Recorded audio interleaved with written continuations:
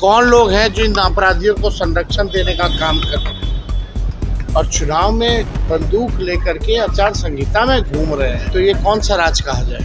ये लोग हार के बौखलाहट से डरे हुए हैं। बिहार की जनता जो है करारा जवाब इन लोगों को देगी। प्रधानमंत्री को आंख खोल करके ये चीजें देखनी चाहिए।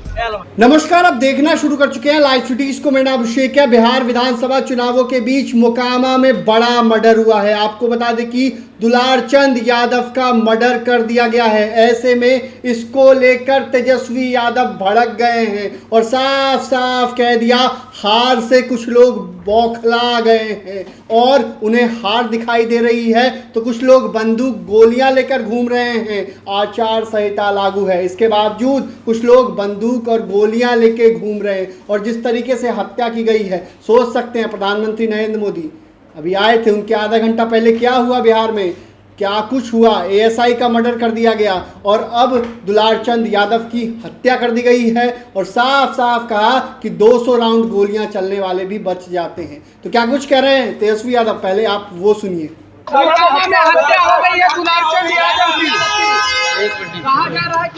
एक मिनट, एक बात समझने की जरूरत है। चुनाव में हिंसा की कोई जरूरत नहीं है या कभी भी किसी चीज का हम लोग हिंसा के पक्षधर नहीं रहे। लेकिन अभी आचार संहिता चल रही है, आचार संहिता है, चुनाव का समय है। फिर भी चुनाव के दौरान कैसे कुछ लोग जो है बंदूक गोली लेकर के घूम रहे हैं, बंदूक गोली लेकर के कैसे ये लोग घूम रहे हैं कुछ लोग। और आप देखिएगा प्रधानमंत्री जी 30 साल पुरानी बातें करते हैं। 30 मिनट पहले क्या हुआ, आज एक एएसआई की सिवान में गला रेत करके मार दिया गया और दुलारचंद यादव जी की हत्या मोकामा में कर दी गई। तो ये क्या है, किस प्रकार के, किस प्रकृति के लोग जो है बिहार को कब्जा किए हुए हैं, अब समझ में आ रहा है लोगों को। प्रधानमंत्री को आंख खोल करके ये चीज़ें देखनी चाहिए। इन लोगों के बौखलाहट, हार का जो बौखलाहट है अब सबके सामने आ गया है।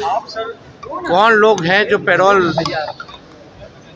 पर इन लोगों को बाहर किया, कौन लोग हैं जो इन अपराधियों को संरक्षण देने का काम कर रहे हैं और चुनाव में बंदूक लेकर के आचार संहिता में घूम रहे हैं। तो ये कौन सा राज कहा जाएगा। ये लोग हार के बौखलाहट से डरे हुए हैं।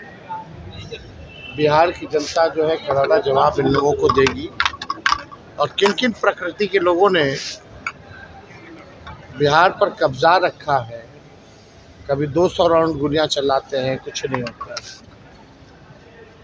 कभी चुनाव के दौरान हत्या हो जाती है, कुछ नहीं होता।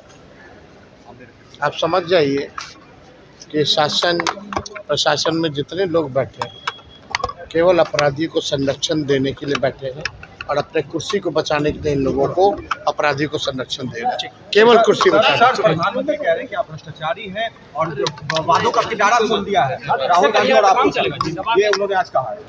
वादा नहीं, प्रण है भैया। प्रधानमंत्री जी को थोड़ा पढ़ लेना चाहिए। प्रण है, प्रण। और प्रण को प्राण निछावर करके भी अपने प्रण को पूरा करेंगे। चुनाव में जुमलाबाजी नहीं करता है तेजस्वी, जो कहा वो किया, जो कह रहा है करेगा।